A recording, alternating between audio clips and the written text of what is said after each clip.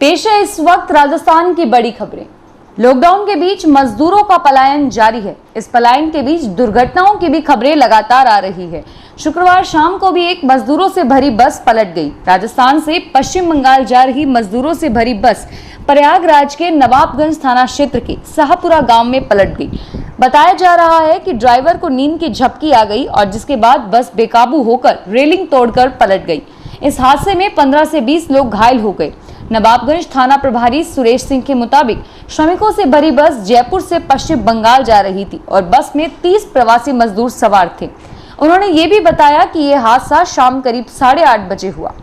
बढ़ते हैं अगली बड़ी खबर की ओर।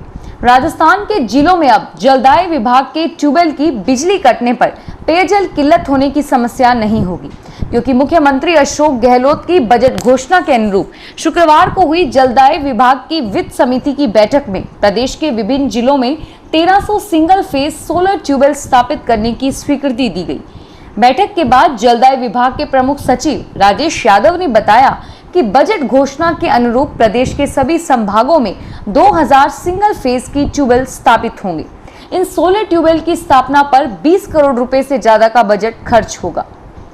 राजस्थान के हवाई बेड़े में फिलहाल 200 करोड़ की लागत वाला अत्याधुनिक जेट प्लेन शामिल नहीं हो सकेगा, क्योंकि अभी राज्य सरकार की पहली प्राथमिकता कोरोना संक्रमण से प्रदेश में बने हालातों का नियंत्रण करना है।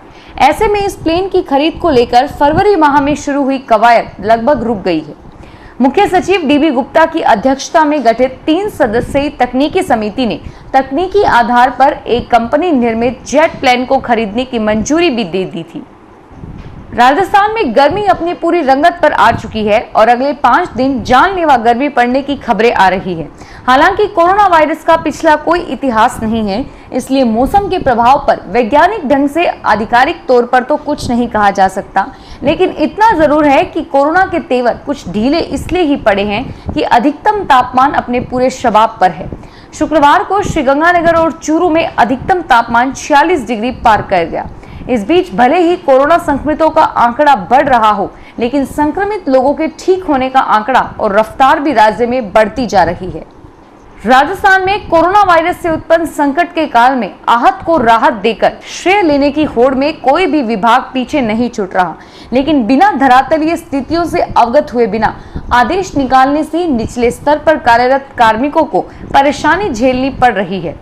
प्रदेश भर के आंगनवाड़ी केंद्र में पंजीकृत माता बहनों एवं बच्चों को पूरक पोषाहार के रूप में गेहूं और चना देने के आदेश जारी हुए 1.5 माह से अधिक समय गुजर गया है। राजस्थान में लॉकडाउन लागू होने के बाद विभिन्न कारणों से दिवंगत हुए लोगों के परिजन अस्थि विसर्जन के लिए जल्द जा सकेंगे। इसके लिए विशेष बसें निःशुल्क संचालित होंगी। कोटा संभाग मुख्यालय से भी जल्द ही हरिद्वार और अन्य विसर्जन स्थलों के लिए बस का संचालन हो सकता है। मुख्यमंत्री अशोक गहलोत ने इस बारे में मानवीय एवं संवेदनशील निर्णय लिया है। अगली बड़ी खबर आ रही है अजमेर जिले से। अजमेर विकास प्राधिकरण की पृथ्वीराज नगर योजना में पिछले साल से धीमी गति से चल रहे पावर हाउस के निर्माण में अब तेजी आ गई है।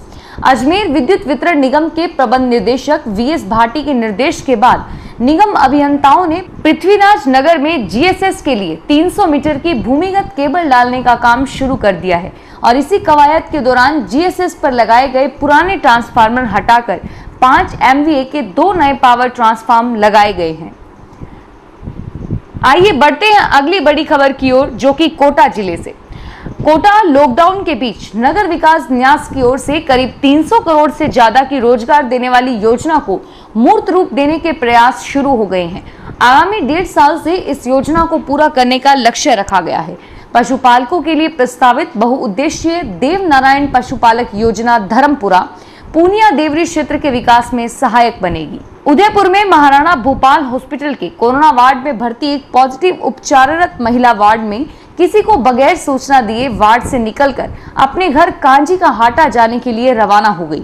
घंटाघर थानाधिकारी भवानी सिंह राजावत ने बताया कि हॉस्पिटल से निकली महिला अपने घर जा रही थी, लेकिन कर्फ्यू में ड्यूटी कर रहे जवानों ने महिला को बैरिकेडिंग पर रोककर पूछताछ की।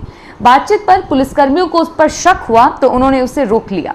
अगली बड़ी खबर राजधानी जयपुर से।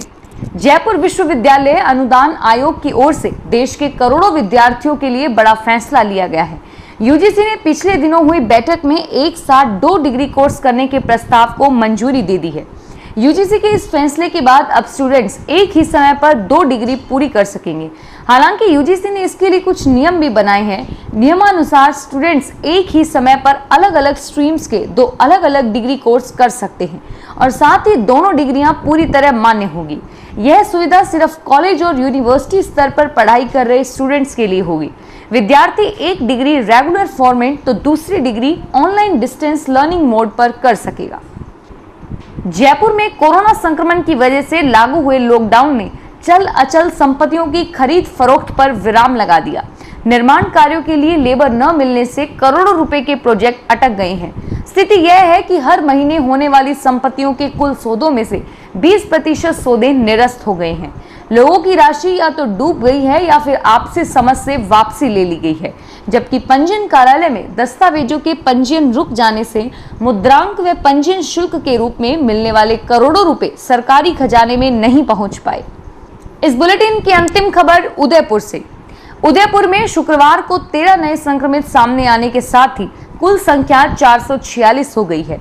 राज्य सरकार की ओर से जारी सूची के अनुसार शुक्रवार को 12 मामले बताए गए और कुल संख्या 445 दी गई।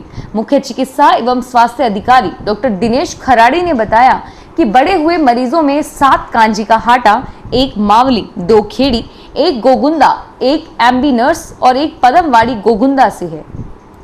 फिलहाल इस बुलेटिन में इतना ही और फिर हाजिर होंगे तमाम बड़ी खबरों के साथ। एसबीटी न्यूज के वीडियो देखने के लिए हमारे चैनल को सब्सक्राइब करें और नोटिफिकेशन पाने के लिए बेल आइकन पर क्लिक करें। धन्यवाद।